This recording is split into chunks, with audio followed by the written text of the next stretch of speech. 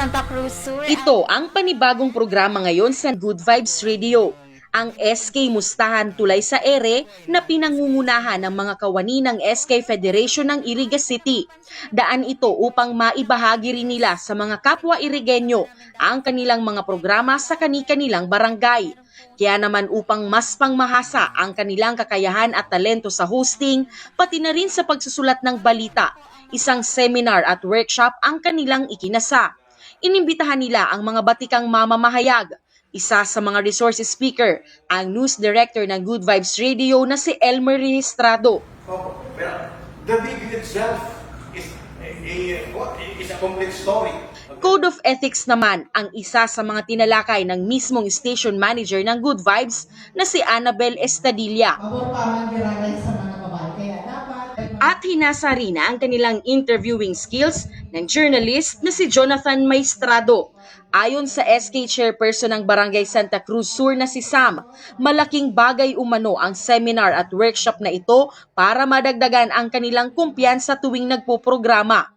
May mga times po na parang alam mo po yun, mag-aanoan kami na ikaw na ang sunod na magsalita kasi parang baka ngayon may masabi, ganun. So ngayon po parang kumbaga natutunan na namin yung right na yung right na sasabihin. Parang mas nakaka-boost din po ng confidence. Ayon naman sa presidente ng SK Federation na si Michael, importante na kabisado ng bawat isa sa kanila ang lahat ng mga kinakailangan upang maging epektibong host at mamamahayag. More programs and expect na meron pa kaming mga iba pang i-implement na programs are relevant din po dito sa kinoconduct natin. Ang pagkalap namin ng impormasyon kung sino yung mga dapat at di dapat na maging source po namin. Ayan. So, dito natutunan namin kung ano yung reliable sources, saan ba kami pwedeng kumuha ng mga mahalagang impormasyon. Importante na totoo ka mag-gibo ng write-ups kan sa imong mga ginigiribo kanganin na nabuboost ang programa. Takunday ka nakakapag-gibo ng write-up kayan, nababaliwala lang. And day natatawa ng due recognition. Pero kung naisusurat yan, at ibabareta, mas nagiging inspirasyon kan iba pa. Importante po maaraman ninda, lalong-lalo na mga beginners pa lang po sinda, at lalong-lalo na mga SK chairperson sa kada barangay.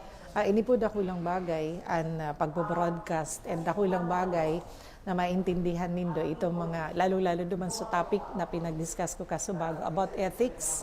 Importante yan na maray, lalong ngayon pong panahon na maintindihan kan lambang sa saro sa inda. Tangarig na oras na sinda po nagba-broadcast, aram po ninda itong tama, itong proper etiquette, kung paano po mag-deliver ng mga informasyon, ng mga bareta sa tao.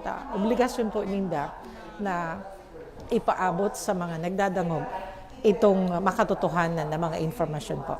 Nagpapasalamat din ang SK Federation sa suportang ipinapaabot sa kanila ng Iriga City Youth Development Council at ng mismong alkalde na si Mayor Madelio Robe Alfelor. Samantala, mapapakinggan ang programang SK Mustahan tuwing Sabado, alas 10 hanggang alas 11 ng umaga at alas 4 ng hapon naman hanggang alas 5 tuwing Linggo.